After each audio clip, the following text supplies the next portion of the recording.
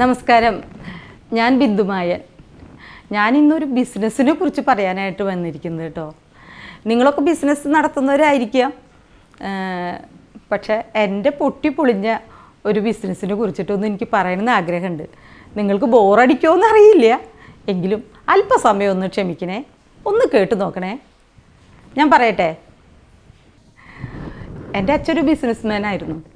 അദ്ദേഹം നല്ല രീതിയിൽ തന്നെ ബിസിനസ്സുകളൊക്കെ കൊണ്ടു നടന്നു, വലിയ കുഴപ്പമില്ല, അതൊക്കെ ഇതായി. പക്ഷേ അത് വിചാരിച്ചിട്ട് ഞാൻ തുടങ്ങിയ ബിസിനസ്സോ കുറേ നല്ല രീതിയിലൊക്കെ നടന്നു കേട്ടോ.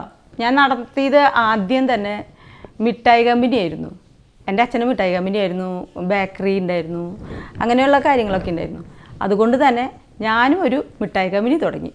കുറച്ച് ആൾക്കാരെയൊക്കെ വെച്ച് ഒരു 10-25 പേരൊക്കെ ഉണ്ടായിരുന്നു ജോലിക്കാർ. അവരെ വെച്ചിട്ട് നമ്മുടെ നാട്ടിൽ അന്നത്തെ കാലത്ത്, ഇന്നത്തെ കാലത്തല്ല, അന്നത്തെ ഒരു 10-30 വർഷം പഴക്കമുണ്ട് കേട്ടോ എൻ്റെ ബിസിനസ്സിന്.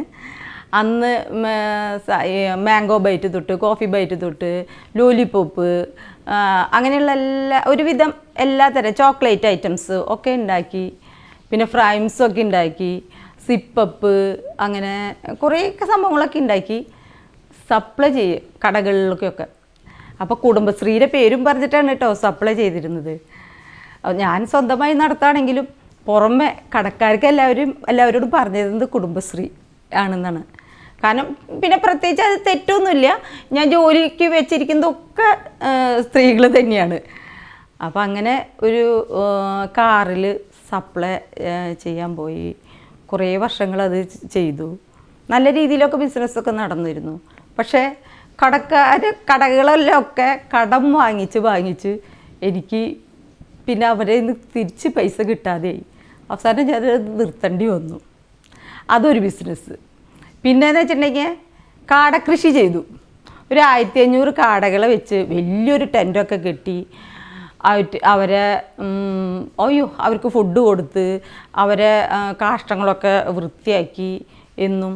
അതും ഭയങ്കര ഒരു ഇതായിരുന്നു. പക്ഷെ മുട്ടയൊക്കെ നന്നായി കിട്ടിയിരുന്നു, കാടമുട്ട കിട്ടിയിരുന്നു. അതൊക്കെ നല്ല രീതിയിൽ തന്നെ സെയിൽ ചെയ്യാൻ, ഹോൾസെയിലിൽ തന്നെ പോയി കൊണ്ടു കൊടുക്കാനൊക്കെ പറ്റി. അതൊക്കെ ചെയ്തിട്ട് വന്നിട്ടുണ്ടെങ്കിലും ഈ ശബ്ദം, അവിടെ ഡ്രംസ് പഠിക്കാനായിട്ട് പാടത്ത് കുട്ടികൾ കുറേ പഠിച്ചിരുന്നു. ഈ ശബ്ദം കേൾക്കുമ്പോൾ ഈ കാടകൾക്ക് അത് പറ്റില്ല, കാടകൾ ചത്തൊടുങ്ങുമായിരുന്നു. അങ്ങനെ അവസാനം 1500 കാട എന്നുള്ളത് അവസാനം 300 കാടയായി.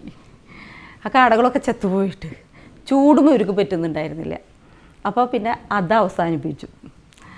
പിന്നെ ഒരുപാട് ബിസിനസ്സുകൾ നടത്തി, കുറേ പൊളിഞ്ഞു പോയി. ബിസിനസ് നടത്തുമ്പോൾ നിങ്ങളൊക്കെ ഒന്ന് ശ്രദ്ധിച്ച് നടത്തിക്കോളൂ. എന്നുവെച്ചാൽ ലാഭം മാത്രമല്ല, നഷ്ടം ഉണ്ടാവും ബിസിനസ് നടത്തുമ്പോഴൊക്കെ. പക്ഷേ നഷ്ടം മാത്രം വരുന്ന ബിസിനസ് ദയവ് ചെയ്ത് നിങ്ങളൊന്നും ചെയ്യരുത് കേട്ടോ, എന്നെ പോലെ. അതെനിക്ക് പ്രത്യേകിച്ച് പറയാനുള്ളത്.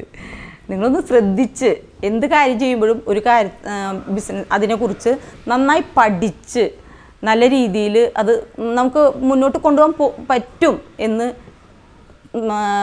അറിയുകയാണെങ്കിൽ മാത്രം അത് ചെയ്യാൻ ശ്രമിച്ചോളൂ കേട്ടോ. എൻ്റെ ഒരു റിക്വസ്റ്റാണ്. പിന്നെ വീണ്ടും ഒരു റിക്വസ്റ്റ് ചെയ്യാണ്, എൻ്റെ ചാനലൊന്ന് സബ്സ്ക്രൈബ് ചെയ്യണേ, ഫോളോ ചെയ്യണേ, ഒന്ന് ഷെയർ ചെയ്യണേ, ലൈക്ക് ചെയ്യണേ.